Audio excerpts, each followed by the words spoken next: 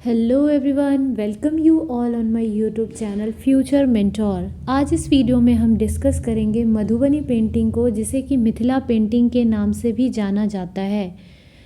जैसा कि आप सभी इस पिक्चर में देख पा रहे हैं कि ये जो पेंटिंग बनी हुई है ये मिथिला पेंटिंग है। तो आइए हम इसके बारे में डिस्कस करते हैं।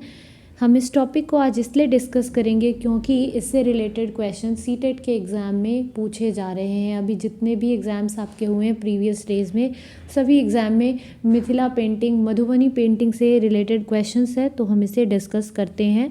फर्स्ट ऑफ ऑल, जैसा कि आप सभी देख पा रहे हैं कि ये जो पेंटिंग है ये मिथिला पेंटिंग का उदाहरण है। मैंने यहाँ पिक्चर्स का इस्तेमाल इसलिए किया है ताकि आपको और अच्छी तरीके से समझ आए, क्योंकि बहुत सारे स्टूडेंट्स ऐसे हैं जो कि इस पर्टिकुलर क्षेत्र से बिलोंग नहीं करते, तो उनको नहीं पता होगा।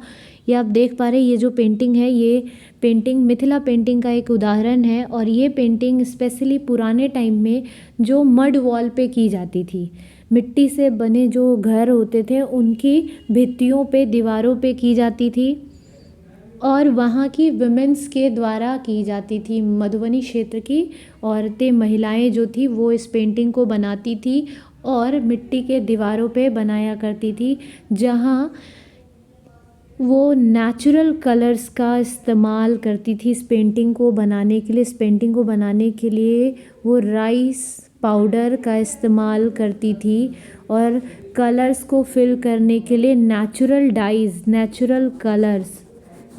डाइज़ का इस्तेमाल किया जाता था। और वो नेचुरल डाइज़ जो थे वो फ्लावर्स की पत्तियाँ मीन्स पंखुड़ियाँ, पेटल से बनाए जाते थे। जैसे कि मान लो अगर रोज़ है तो रोज़ के पेटल को सुखाकर और फिर रेड कलर बनाया जाता था। वैसे ही कुसुम एक फ्लावर होता है, इसका इंग्लिश नेम मैं नहीं जानती हूँ, ना ही मैं साइंटिफिक नेम जानती हूँ इसका। तो ये जो कुसुम का फ्लावर जो होता है ये येलो कलर का होता है और इससे येलो कलर बनाया जाता था और इन्हीं कलर का इस्तेमाल किया जाता है इस पेंटिंग को बनाने के लिए। तो आपसे जो क्वेश्चंस पूछे जा रहे हैं मिथिला पेंटिंग से रिलेटेड, वो यही क्वेश्चंस पूछे जा रहे हैं कि मिथिला पेंटिंग जो है उसमें किसका इस्तेमाल किया जाता है पेंटिंग को बनाने के लिए। तो पेंटिंग को बनाने के लिए राइस पाउडर का इस्तेमाल किया जाता है और राइस पाउडर के साथ साथ वहाँ पे नेचुरल कलर्स का इस्तेमाल किया जाता है। आप ये याद रखेंगे, ठीक है। अब इस पेंटिंग के अंदर क्या बनाया जाता था, यहाँ पे ह्यूमन्स, प्लांट्स, एनिमल्स और प्लांट्स में भी स्पेशली, जैसा कि आप यहाँ देख पा रहे हो, ये स्पेशली तुलसी वगैरह के प्लांट्स बनाए जाते थे। साथ ही वहाँ पे ज्योमेट्रिकल शेप्स बनाई जाती थी, ठीक है। यहाँ जैसे आप ये देख रहे हो रेक्टेंगल है ना, यहाँ भी रेक्टेंगल बना हुआ है, फिर स्क्वायर बनाए जाते थे, सर्कल बनाए जाते थे। तो ज्योमेट्रिकल शेप्स का इस्तेमाल किया जाता है इस पेंटिंग को बनाने के लिए। नेक्स्ट, ये जो पेंटिंग है ये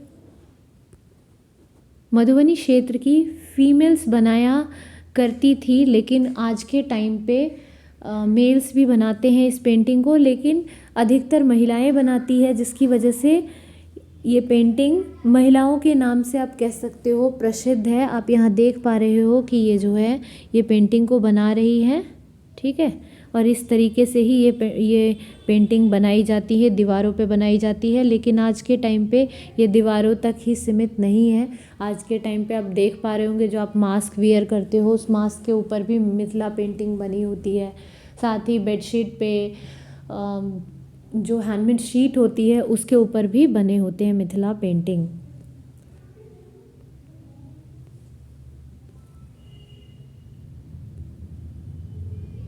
तो आइए हम कुछ देखते हैं मिथिला पेंटिंग से रिलेटेड पॉइंट्स को। मधुबनी आर्ट और Mithila painting is a style of Indian painting practiced in a Mithila region of India and Nepal, and it was named after Madhubani district of Bihar, India, which is where it is originated. अब ये जो Madhubani painting है ये क्या है, Indian style of painting है जिसे कि मिथिला रीजन में प्रैक्टिस किया जाता है, जो कि इंडिया और नेपाल के रीजन में आता है। और आपसे पूछा जाता है कि जो मधुबनी पेंटिंग है इसका नाम किसके वजह से पड़ा है, तो ये जो नाम दिया गया है वो मिथिला रीजन की वजह से, चूँकि ये पेंटिंग मधुबनी क्षेत्र की विमेंस किया करती थी इसलिए इस पेंटिंग का नाम मधुबनी पेंटिंग रखा गया है। और ये भी आपसे पूछा जाता है जो मधुबनी है ये कहाँ है, तो मधुबनी बिहार राज्य में स्थित है। बिहार में एक डिस्ट्रिक्ट है जिसका नाम है मधुबनी, और वहीं से ये पेंटिंग ओरिजिनेट हुई है, स्टार्ट हुई है, इसलिए इस पेंटिंग का नाम रखा गया है मधुबनी पेंटिंग।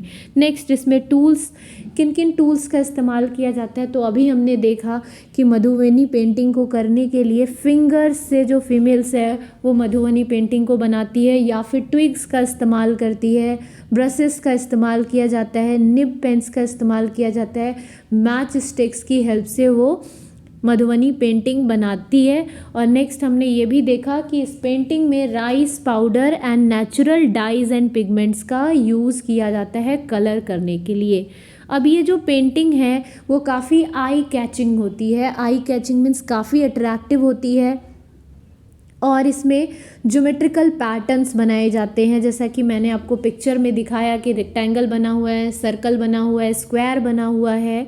और ये जो पेंटिंग है वो स्पेशली फेस्टिवल्स पे, कोई स्पेशल ओकेज़न पे लाइक बर्थ और मैरिज पे बनाई जाती है, काली पूजा, उपनयन संस्कार, दुर्गा पूजा, इन सब पे ये पेंटिंग्स बनाई जाती है। Next, Madhubani painting was traditionally created by the women of various community in Mithila region of the Indian subcontinent. Madhubani painting को ट्रेडिशनली जो ये क्रिएट हुआ था वो मिथिला रीजन से हुआ था, और वहाँ पे पर्टिकुलरली विमेंस बनाया करती थी मधुबनी पेंटिंग को। The painting were traditionally done on a freshly plastered mud walls. आपने देखा कि ये जो पेंटिंग पहले बनाया जाता था वो किस पे बनाया जाता था, मड वॉल पे, मिट्टी से बने जो घर के दीवार होते थे उसके ऊपर। लेकिन आज के टाइम पे ये पेंटिंग क्लोथ्स पे की जाती है, हैंडमेड पेपर्स पे एंड कैनवस पे की जाती है। Madhubani painting are made from the paste of powdered rice. This is very very important कि ये किससे बनाया जाता है, तो पाउडर्ड राइस से, और इसमें जो कलर्स इस्तेमाल किए जाते हैं वो नेचुरल डाइज होते हैं एंड पिगमेंट्स होते हैं, and natural dyes are also used for colouring it. Next, आपको ये भी याद रखना है कि इस पेंटिंग में ऐसा नहीं है कि सिर्फ मतलब ज्योमेट्रिकल शेप्स ही बनाए जाते हैं।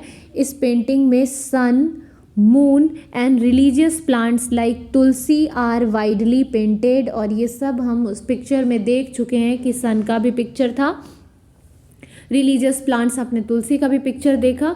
Along with the scenes from the royal court and social events like weddings, paintings generally no space is left empty, और ये जो पेंटिंग है इसमें कोई जगह नहीं छोड़ा जाता है, और जो गैप है उसको फ्लावर्स से, एनिमल से एंड ज्योमेट्रिक डिज़ाइन से कवर किया जाता है। तो आपसे ये भी क्वेश्चन पूछा जाता है, जा सकता है, सॉरी जाता नहीं है, जा सकता है कि जो पेंटिंग में गैप होता है या नहीं, तो पेंटिंग में गैप नहीं होता है, और अगर गैप क्रिएट होता है तो उसको भरने के लिए एनिमल, बर्ड्स या फिर ज्योमेट्रिकल डिज़ाइंस बनाए जाते हैं। Traditionally painting was one of the skill that was pass down from generation to generation in the families of Mithila region mainly by women, और ये जो ट्रेडिशन है वो पास ऑन होता गया one generation to next generation में, स्पेशली इन मिथिला रीजन में।